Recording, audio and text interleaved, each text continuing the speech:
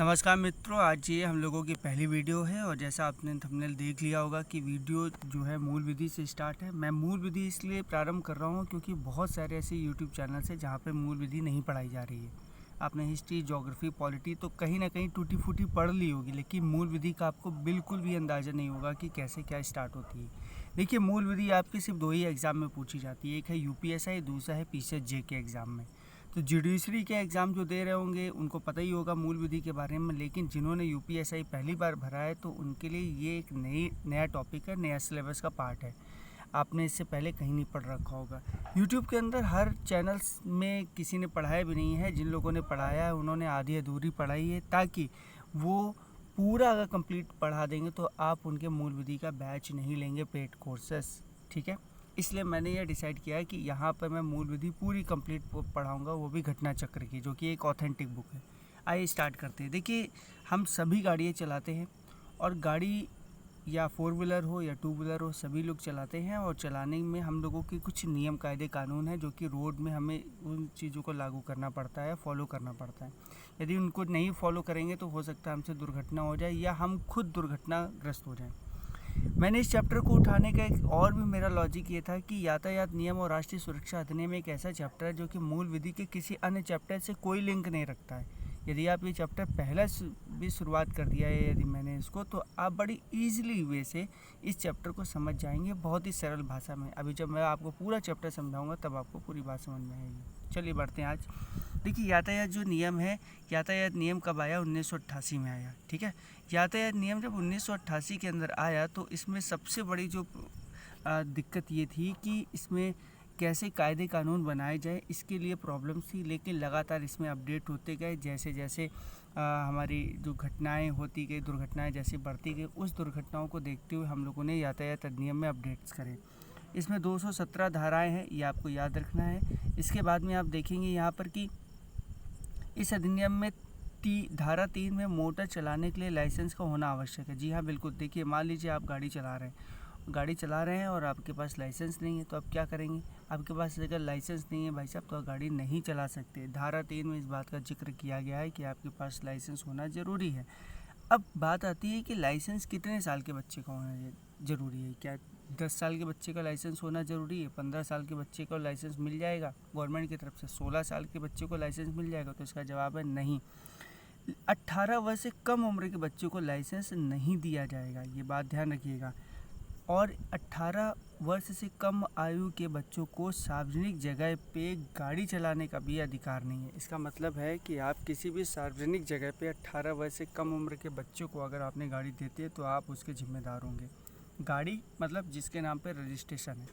धारा 4 का जो 1 है वो क्या कहता है? देखिए, धारा 4 के 1 में यही बात है जो मैंने अभी रिपीट करी कि 18 वर्ष से कम आयु के व्यक्ति को सार्वजनिक स्थान पर मोटर गाड़ी चलाने का कोई भी हक नहीं है, उससे प्रतिबंधित है ये चीज़। इसके बारे में अगर हम लोग और ऊपर देखें तो यहाँ पे देखिए दिखाई देगा हम लोगों को कि धारा 4 का पहला, देखिए धारा 4 के पहले में क्या कहा गया है कि अगर मान लीजिए आपको गाड़ी चलानी है, मोटरसाइकिल चलानी है और आपको गाड़ी घर से मिलती है तो उसकी कंडीशंस रखी गई है। धारा 4 के काम में ये कंडीशंस क्या है कि 16 साल से कम आयु का अगर कोई बच्चा है तो वो गाड़ी चला सकता है। लेकिन कौन सी गाड़ी चला सकता है ये भी आपको जानना बहुत ज़रूरी है। 50 सीसी की 50 सीसी की गाड़ियाँ कौन सी हो सकती है? जैसे इलेक्ट्रिक व्हीकल होती है जो कि बिजली से अभी चल रही, बैटरी वाली जो गाड़ियाँ आ रही है उसको चला सकते हैं, या कोई ऐसी हल्की मोटर वाहन जो कि 50 सीसी की ही हो उसको आप चला सकते हैं। 16 वर्ष से अधिक और 18 वर्ष से कम उम्र का बच्चा। ये प्रश्न आपसे बनता है, जब मैं MCQ अभी कराऊंगा तब आपको सारी बातें समझ में आएंगी। अब देखते हैं, अगर मान लीजिए कोई आदमी है जो 18 वर्ष से ऊपर है, उसको मिल गया है लाइसेंस, किसके अंतर्गत? धारा 3 के अंतर्गत। तो क्या होगा? तो धारा 3 के अंतर्गत वो लाइसेंस जब पालेगा तो खुशी खुशी बहुत सारे लोगों को बैठा लेगा, अपने दोस्त यार को बैठा के बाइक चलाएगा। तो बाइक चलाएगा तो इसका मतलब वो यातायात नियमों का क्या कर रहा है? उल्लंघन कर रहा है। तो कितने लोग बैठा लेगा? एक अपना बैठेगा, 2 पीछे बैठा लेगा, मतलब टोटल 3 सवारी बैठा लेगा। और अगर उसने 3 सवारी बैठा ला तो उसके ऊपर कौन सी धारा लगेगी? धारा लगेगी 128/177। धारा 128/177 के अंतर्गत 3 सवारी बैठाल कर गाड़ी चलाना यह एक जुर्म है। इसके ऊपर आपको जुर्माना भी लग सकता है। अब गाड़ी अगर आपने चलाई और गाड़ी में हेलमेट नहीं लगाया तो सबसे बड़ी प्रॉब्लम आपको देखिए यहाँ पर होने वाली है, ठीक है। अब अगर आपने गाड़ी चलाई और उसमें हेलमेट नहीं लगाया तो आपके ऊपर कौन सी धारा लगेगी दोस्तों? धारा लगेगी 129/177। ये धारा आपको याद रखनी है कि अगर आपने हेलमेट नहीं लगाया तो आपके ऊपर धारा लगेगी 129/177, ठीक है। अब आते हैं नेक्स्ट धारा के ऊपर, धारा आती है 134। देखिए धारा आपको रटनी पड़ेगी, इसका कोई लॉजिक नहीं है, कोई लॉजिक मत ढूंढिएगा गूगल में, क्योंकि कोई भी लॉजिक है नहीं, इसको रटना ही पड़ेगा। धारा 134 में क्या है? धारा 134 में है कि मान लीजिए कोई ड्राइवर है जो गाड़ी चला रहा है, उससे किसी की दुर्घटना हो जाती है, वो किसी को ठोक देता है, टक्कर मार देता है और उस दुर्घटना में वो व्यक्ति घायल हो जाता है, तब क्या होगा? उस दुर्घटना में यदि वो व्यक्ति घायल हो जाता है तो धारा 134 में ये कहा गया है कि ड्राइवर के उस समय कर्तव्य क्या होंगे। मतलब उस ड्राइवर को क्या गाड़ी लेके भाग जाना चाहिए या ड्राइवर को उस व्यक्ति को उठा के हॉस्पिटल पहुंचाना चाहिए या उसका ट्रीटमेंट कराना चाहिए। ये धारा 134 के अंतर्गत है। आपसे सीधे प्रश्न बनेगा, अभी मैं प्रश्न का अभ्यास कराऊंगा तो आपको सारी बातें पता चलेंगी। आइए देखिए धारा 5 क्या कहता है। धारा 5 ये कहता है कि यदि आप यातायात संकेतों का उल्लेख यहाँ पर है, आप जब रोड पर चलते हैं तो आपको पता होगा कई तरीके के सिंबल्स आपको दिखाई देते हैं। यदि आप उन चीज़ों का उल्लंघन करते हैं तो भाई साहब आपके ऊपर बहुत तगड़ा जुर्माना होगा। ये आप समझ लीजिए। अभी बहुत सारे जुर्माने के ऊपर हम लोग बात करने वाले हैं कि किस किस टाइप के जुर्माने होते हैं। अब आते हैं हम लोग कि चलती हुई गाड़ी के फुटबोर्ड पर यातायात करना धारा 123 का उल्लंघन माना जाता है, ठीक है। आगे बढ़ते हैं, धारा 119 में आते हैं। देखिए धारा 119 में क्या है? वाहन चलाने द्वारा चिन्हों के पालन करने का उल्लेख है। मैंने आपसे क्या कहा? वाहन जब चलाएंगे तो आपके ऊपर देखा होगा, आप कभी हाईवे में चलेंगे तो लेन होती है, लेन में कहीं लिखा होता है रेड कलर के बोर्ड में 50 किलोमीटर, कहीं पे 70 किलोमीटर, कहीं पे 100 किलोमीटर। ज़्यादातर आप जब यमुना एक्सप्रेसवे पे चलेंगे या आप दिल्ली पे जाएंगे या आप नोएडा पे जाएंगे तब आपको पता चलेगा कि वहाँ पे एक स्पीड लिमिटेशन है। तो यही कहा गया कि धारा 119 के अंतर्गत ये कहा गया है कि वाहन चालक जो ड्राइवर है उसको चिन्हों का पालन करना ज़रूर है, इसका उल्लेख किया गया है। अब है मान लीजिए आपने गाड़ी चलाई 50 किलोमीटर पर घंटे की रफ्तार से उस रोड पे चलानी है और आपने चला दी 70 किलोमीटर पर घंटे की रफ्तार से, तो आपने 112 धारा 112 का उल्लंघन किया है। धारा 112 का उल्लंघन किया तो इसमें आपको जुर्माना बनता है। जुर्माना कहाँ पर उल्लिखित है? जुर्माना उल्लिखित है धारा 183 के अंदर, ठीक है। ये बातें आई होप आपको याद हो रही होगी, बहुत ईजी है और आराम से आप इसको याद कर सकते हैं।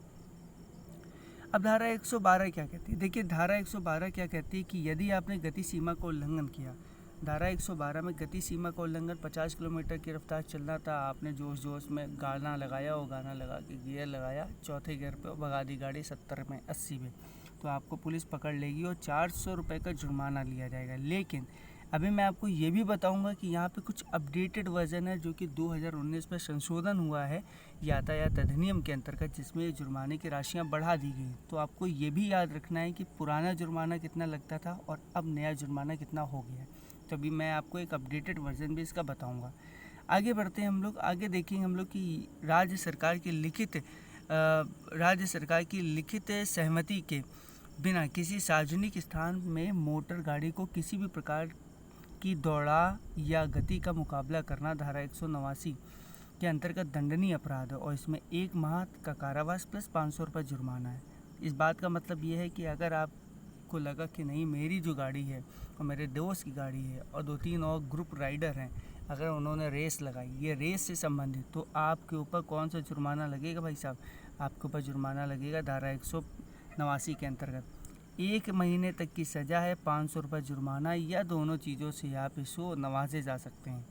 समझ गए? दोनों चीज़ें आपको देनी पड़ सकती हैं। आइए बढ़ते हैं हम लोग नेक्स्ट पे। धारा 184 क्या कहती है? धारा 184 कहती है कि खतरनाक तरीके से मोटर गाड़ी चलाना, लहरा के चलाना, स्किट मारना, चलती हुई गाड़ी को स्टंट करना, आगे वाले टायर पर उछाल देना, पीछे वाले टायर पर उछाल देना, ये जो स्टंट करते हैं ना, उसमें धारा 184 के अंतर्गत उनको क्या हो जाती है? उनको सज़ा होती है धारा 184 के अंतर्गत। आइए हम लोग बढ़ते हैं अनुज्ञेय। अनुज्ञेय वजन क्या होता है? देखिए अनुज्ञेय का मतलब होता है सीधा लाइसेंस।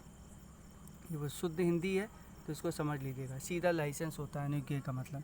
अनुज्ञेय वजन से अधिक वजन वाले यान को चलाने पर धारा 194 के प्रावधानों का उल्लंघन है। मान लीजिए आपका लाइसेंस बना है टू व्हीलर का, ठीक है, और उसका एक लिमिटेशन रखी उन्होंने 200 सीसी, 400 सीसी, 700 सीसी, लेकिन आप चला रहे हैं 12,000 सी क्षमता वाला कोई ट्रक चला रहे हैं या 10 टायर का कोई ट्रक चला रहे हैं, तो आपके ऊपर धारा 194 के में क्या माना जाएगा कि आपने उस चीज़ का क्या किया है दोस्तों, उल्लंघन किया, और उल्लंघन के में आपको क्या दी जा सकती है, आपको दोस्तों सज़ा दी जा सकती है, ठीक है, ये याद रखने वाली बात है। आगे बढ़ते हैं। आगे है कि इस अधिनियम में अगर आप देखेंगे तो इस अधिनियम में इसके अधीन बनाए गए किसी नियम, विनिमय या अधिसूचना के किसी उपबंध का उल्लंघन करने पर धारा 177 के अंतर्गत दंडनीय अपराध है। अभी मैंने आपको बताया कि क्या दंडनीय अपराध है। यदि आपने किसी भी प्रकार से उल्लंघन किया नियम, कायदे, कानून का, तो इस जो अभी मैंने बताया है उसके लिए आपको धारा 177 के अंतर्गत आपका दंडनीय अपराध है यहाँ पर, ठीक है। जो मादक द्रव्य के असर में इस हद तक है कि श्वास विश्लेषण द्वारा किए गए परीक्षण में 100 ml से 30 ml अल्कोहल पाए जाने पर उसे 6 साल का कारावास और 2,000 रुपये तक का जुर्माना धारा 185 के अंतर्गत। देखिए, जैसे आपने गाड़ी ली है, नहीं, अब गाड़ी ली है तो खुशियाँ हैं, दोस्तों के साथ में आप पार्टी करने गए हैं और पार्टी में आपने क्या कर ली, पार्टी हो गई आपकी, मतलब आपने पी ली। तो पीने के बाद जब आप पकड़े जाएंगे, पुलिस आपको पकड़ेगी और आपका जो श्वास परीक्षण होगा, श्वास परीक्षण का मतलब एक जरा सा ट्यूब होता है, एक जरा सा पीक फ्लो मीटर होता है जो आपके मुंह पे लगाया जाता है और आपसे बोला जाता है कि इसमें सांस फेंकिए, और जैसे आपने उस पर सांस फेंकेंगे तो उसका जो आपके अल्कोहल का जो लिमिटेशन है, अल्कोहल का जो उसमें जो क्वांटिटी है वो आपका अगर 100 ml से लेकर 30 ml के बीच में हो गया तो आप ये सोचिए कि धारा 185 के अंतर्गत आपने क्या कर दिया है, बहुत बड़ा अपराध कर दिया है, और आपको क्या हो सकती है, आपको 6 महीने तक का कारावास हो सकता है, प्लस आपको 2,000 रुपये का क्या होगा, जुर्माना होगा। लेकिन मैंने अभी आपसे क्या बोला कि अभी तो ये बहुत छोटी चीज़ है कि 6 महीने तक का कारावास और 2,000 रुपये जुर्माना। अभी आप ये देखेंगे कि यहाँ पर अपडेटेड जो वर्जन आ गया है, इसमें जो कारावास है वो बहुत ज़्यादा हो चुका है, जो अपडेटेड वर्जन 2019 में आया है, ठीक है। आगे बढ़ते रजिस्ट्रेशन प्रमाण पत्र या परमिट के बिना उपयोग किए वाहनों को निषिद्ध करने का उल्लेख धारा 207 में। मैंने आपसे क्या कहा, धारा 207 के अंतर्गत इस बात का है कि अगर कोई प्रमाण पत्र नहीं है, रजिस्ट्रेशन ख़त्म हो गया, हर गाड़ी का अपना रजिस्ट्रेशन होता है, ठीक है, रजिस्ट्रेशन ख़त्म हो गया या किसी गाड़ी का परमिट ख़त्म हो गया। परमिट का मतलब होता है कि कोई भी गाड़ी जब आप एक शहर से दूसरे शहर चलाते हैं, जैसे मान लीजिए आप बिहार के, तो बिहार में अगर आप एक शहर से दूसरे शहर का एक परमिट होता है कि आप इसी शहर में चलाएंगे गाड़ी, अगर आपने परमिट ख़त्म हो गया और फिर भी गाड़ी चला रहे हैं तो आरटीओ आपकी गाड़ी उठा के ले जाएगी और धारा 207 के अंतर्गत आप पर मुकदमा चलेगा, और इसमें जो भी आपने जिस प्रकार की आपने गलती करी उस गलती की सज़ा मिलेगी।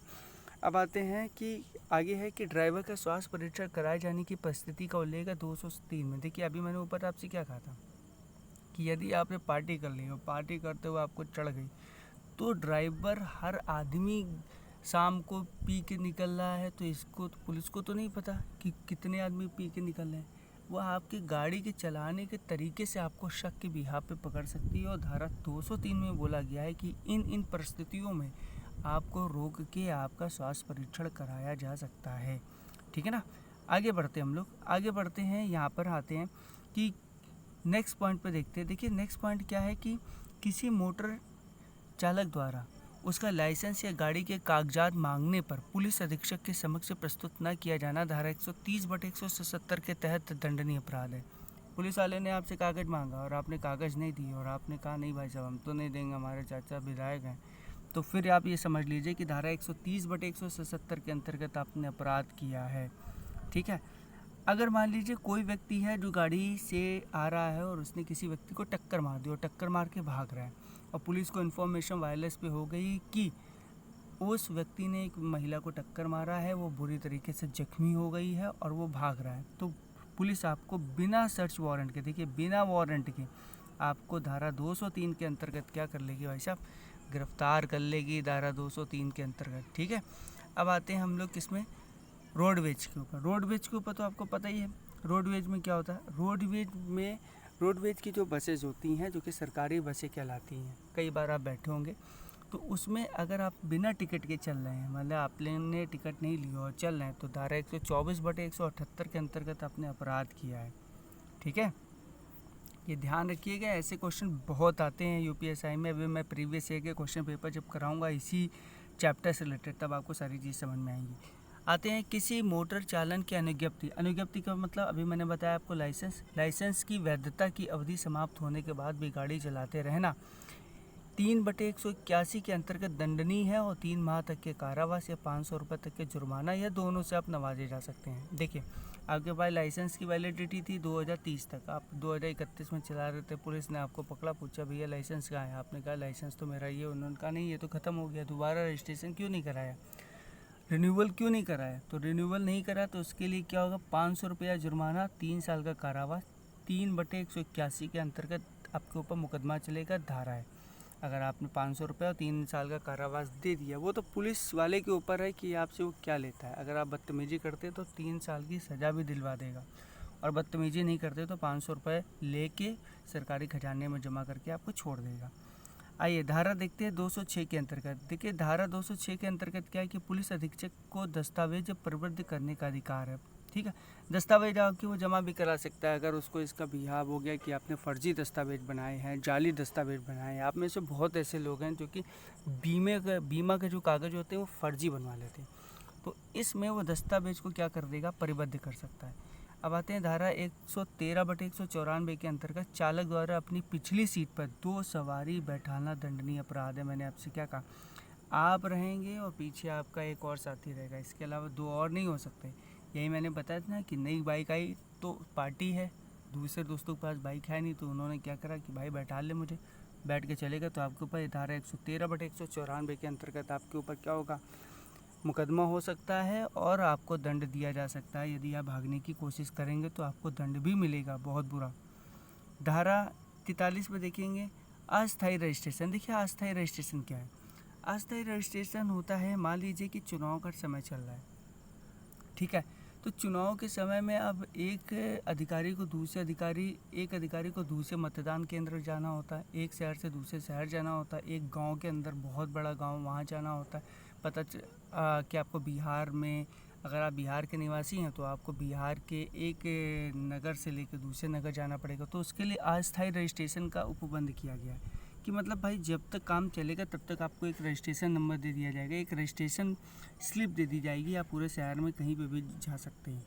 तो वो धारा 43 के अंतर्गत है। तो आपसे पूछा जाएगा कि चुनाव के दौरान वाहनों को किस प्रकार का रजिस्ट्रेशन दिया जाता है, वो अस्थायी रजिस्ट्रेशन दिया जाता है। ठीक है, आगे बढ़ते हैं दोस्तों। हम लोगों का परमिट का नवीनीकरण समझते हैं, मतलब परमिट को रिन्यू करवा रहे हैं हम परमिट को।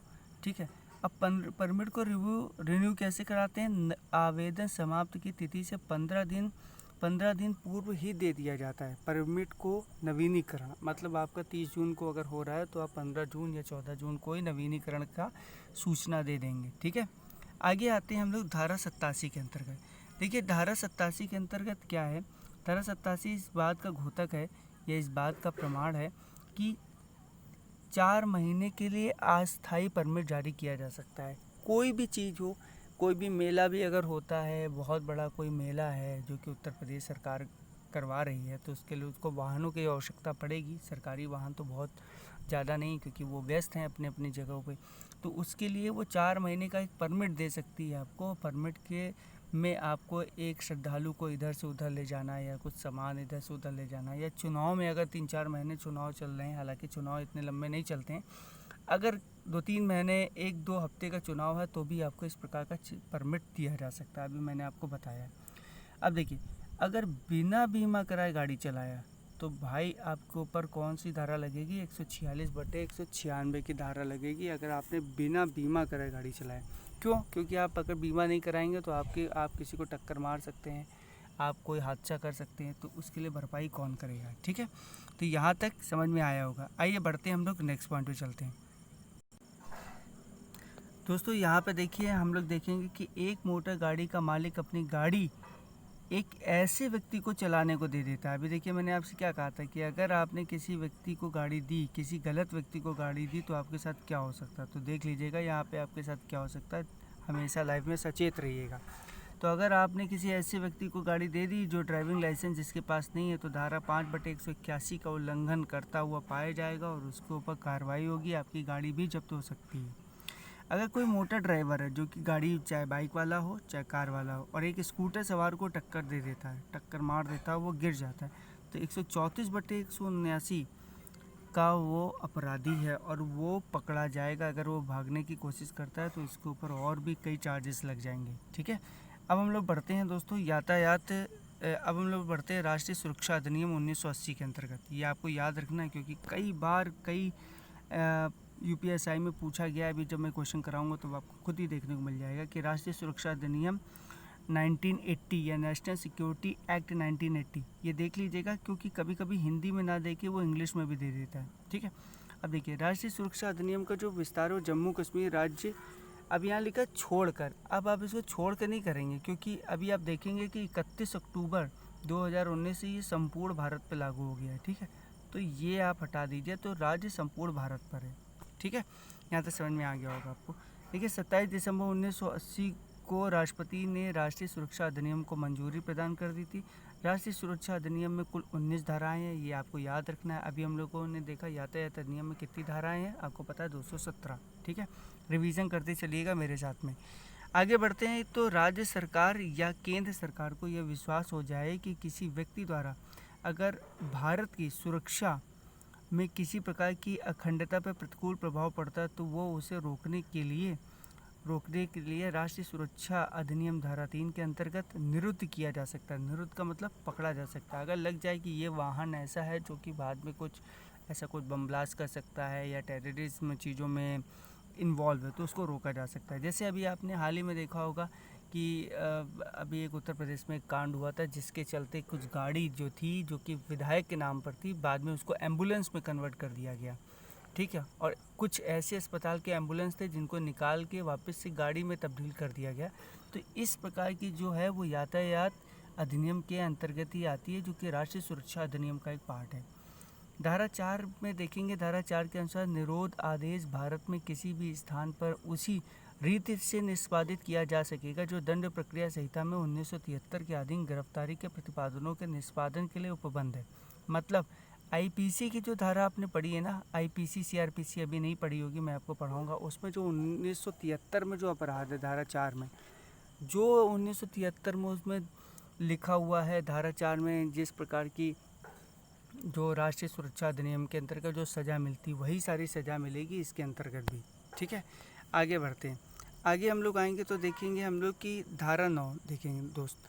देखिए धारा 9 क्या है, धारा 9 में अगर हम लोग देखेंगे तो ये कहा गया है इसके अंतर्गत कि अगर प्रयोजनों में देखा जाए तो केंद्र सरकार या प्रत्येक राज्य सरकार जब कभी ज़रूरी हो एक या उससे अधिक परामर्शदात्री परिषदों का गठन कर सकती है। अगर उसको लगे, केंद्र सरकार को लगे या राज्य सरकार को लगे कि हमें क्या नेशनल सिक्योरिटी एक्ट बनाना चाहिए, नेशनल सिक्योरिटी एक्ट 1918 के तहत एक हमको एक परामर्शदात्री परिषदों का गठन करना चाहिए कि मान लीजिए 100 गाड़ियाँ आ गई हैं, 200-2000 गाड़ियाँ आ गई उत्तर प्रदेश के अंदर में, इनको कैसे टैकल किया जाए, इनको कैसे पकड़ा जाए। तो उसके लिए एक कमेटी बनाई जाएगी, कमेटी में आला अधिकारियों को रखा जाएगा, फिर उनसे परामर्श लेके उनको टैकल किया जाएगा। ठीक है, प्रत्येक ऐसी परिषद जो कि 3 व्यक्तियों की होगी या तो उच्च न्यायालय के न्यायाधीश हों या रह चुके हों या इस रूप में नियुक्त किए जाने के लिए अहर्थ हों, और ऐसे व्यक्ति समूची सरकार द्वारा नियुक्त किए जाएंगे।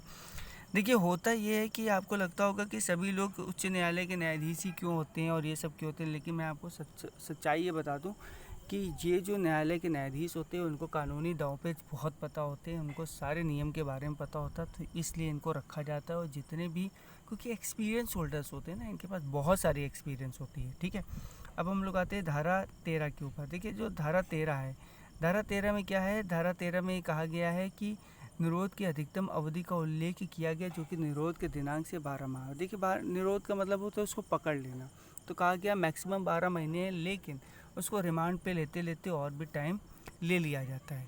ठीक है, धारा 14 के के अनुसार आतंकवादी और विध्वंसात्मक क्रियाकलापों का मुकाबला करने के प्रयासों में व्यतिक्रम उत्पन्न करने के लिए किसी भी रीति से, चाहे वो भारत की प्रतिरक्षा हो, समझिएगा बात को। चाहे वो भारत की प्रतिरक्षा हो, भारत की सुरक्षा हो, राज्य की सुरक्षा हो, लोक व्यवस्था बनाए रखना हो, या समुदाय के लिए आवश्यक वस्तुओं की आपूर्ति बनाए रखने के प्रतिकूल कोई कार्य करने से रोकने के लिए हो। ठीक है, आगे देखेंगे। एक हम लोग पास आखिरी है जो कि है अंगा, क्योंकि इसके बाद हम लोग करेंगे एक नया अपडेटेड वर्जन, और इसी में करेंगे हम लोग इसके आगे वाले पेज पे। देखिए यहाँ पे है अंगा में लिखा है कि समुदाय के लिए आवश्यक सेवाओं और वस्तुओं की आपूर्ति बनाए रखने के लिए, ठीक है, बनाए रखने के लिए कोई कार्य करने से रोकने के लिए ऐसे व्यक्ति को निरोध की तिथि से 3 महीने की से अधिक लेकिन 6 महीने के अनधिक अवधि के लिए बगैर सलाह परिषद के विचार हेतु निरुद्ध किया जा सकेगा। आप ये समझिए कि यातायात नेशनल सिक्योरिटी एक्ट के अंतर्गत अगर किसी प्रकार का कोई जुर्म होने की संभावना दिखती है तो उसके लिए पैनल बनाना किस धारा के अंतर्गत है, इसके लिए जिसको पकड़ा जाएगा वो कितने महीने तक पकड़ा जा सकता है, कितना लंबा उसका टाइम पीरियड होता है, इन सब चीज़ों के बारे में जिक्र हुआ है। अब बढ़ते हैं हम लोग दोस्तों अपने आगे पॉइंट की तरफ। देखिए ये मोटर वाहन संशोधन अधिनियम है जो कि 2019 में अभी पारित हुआ। ये बहुत इम्पॉर्टेंट है, आपके एग्ज़ाम के पॉइंट ऑफ व्यू से तो बहुत ही ज़्यादा इम्पॉर्टेंट है दोस्तों। क्योंकि इसका रीज़न ये है दोस्तों कि यहाँ पर जो क्वेश्चंस हैं ये अपडेटेड चीज़ों से ही पूछे जाते हैं मैक्सिमम टाइम। ठीक है, तो बहुत सारी पॉसिबिलिटी है कि यहीं से पूछे जाएंगे क्वेश्चन, इसलिए मैंने आपको पुराना वाला भी करा दिया और ये भी करा देता हूँ। देखिए जो राष्ट्रीय सुरक्षा जो सड़क परिवहन माल एवं यात्री दोनों संदर्भों में परिवहन के सर्वाधिक किफ़ायती तथा पसंदीदा साधनों में से एक है। आपको पता ही है दोस्तों कि मोटर वाहन सबसे ज़्यादा है, लोगों के पास साइकिल और बाइक बहुत ईजिली अवेलेबल हो गई हैं। अब बाइकें बहुत आराम से उनको मिल जाती हैं, ठीक है, और साइकिल से लोग बाइक पे ज़्यादा मूव कर रहे हैं। अब देखेंगे कि भारत के अगर सकल घरेलू देखा जाए, उत्पाद देखा जाए, जीडीपी देखा जाए, तो देखिए सड़क परिवहन क्षेत्र जो है जिससे लगभग भारत को 4.5% का जीडीपी इजाफा मिलता है, मतलब 4.5% जीडीपी मिलती है। इसके बाद देखिए सड़क परिवहन क्षेत्र में 85% यात्री यातायात करते हैं, जिसमें 60% माल यातायात का मतलब समझ रहे हैं, माल यातायात का मतलब है लोडर के थ्रू कोई काम करना, ठीक है, लोडर के थ्रू कोई सामान इधर से उधर जाना, ये सब माल यातायात के अंतर्गत आएगा। ठीक है, अब देखिए केंद्रीय सड़क परिवहन एवं राजमार्ग मंत्रालय द्वारा प्रदत्त आंकड़ों के अनुसार देखिए 2017 में जो भारत में दुर्घटना हुई थी वो 4,64,910 सड़क दुर्घटना हुई थी, जिसमें कि 1,47,913 व्यक्तियों की मृत्यु हो गई थी। आपसे यही पूछा जा सकता है कि 2019 के अपडेट आंकड़ों के अनुसार सड़क दुर्घटनाएं कितनी होती हैं, तो आप बताएंगे 4,64,910। दोस्तों आगे बढ़ते हैं, तो इसमें कहा गया कि अब देखिए अब हम लोगों ने क्या ऐसा कौन सी, अब आपसे पूछा जाता है कि कौन सी घोषणा पत्र पे हम लोगों ने समझौता किया है, तो दोस्तों वो जो घोषणा पत्र है वो है ब्रासीलिया घोषणा पत्र, ये ध्यान रखिएगा। ब्रासीलिया घोषणा पत्र में भारत ने हस्ताक्षर किया, जिसके अंतर्गत सड़क सुरक्षा अधिनियम बना है और सड़क सुरक्षा अधिनियम के अंतर्गत हमें प्रोटेक्ट किया जाता है सरकार के द्वारा। अब देखिएगा इसमें आगे बढ़ते हैं, तो इसमें है कि इसके तहत ब्रासीलिया घोषणा पत्र भारत ने वर्ष 2020 तक सड़क दुर्घटना एवं इससे होने वाली मौतों में 50% तक की कमी करने का लक्ष्य निर्धारित किया है। भारत सरकार ने कहा है कि हम 50% तक कमी करेंगे, लेकिन 2020 तो हो चुका, तो अब ये लक्ष्य बढ़ के 2025 या 30 तक चला जाएगा, जैसे सरकार चाहेगी। अब देखेंगे, देखिए भारत सरकार ने भारत में बढ़ती सड़क दुर्घटना को रोकने के लिए सड़क सुरक्षा से संबंधित प्रावधानों को मजबूत करने हेतु मोटर वाहन अधिनियम 2016 की पिछली लोकसभा में 16वीं लोकसभा, ध्यान रखिएगा, में प्रस्तुत किया था, किंतु सदन का कार्यकाल समाप्त होने के कारण यह विधेयक पारित नहीं हो सका। अब लेकिन बाद में दोस्तों ये पारित हो गया। अब पारित कैसे हो गया, इस विधेयक को मैं बताता हूँ कि कैसे पारित हो गया।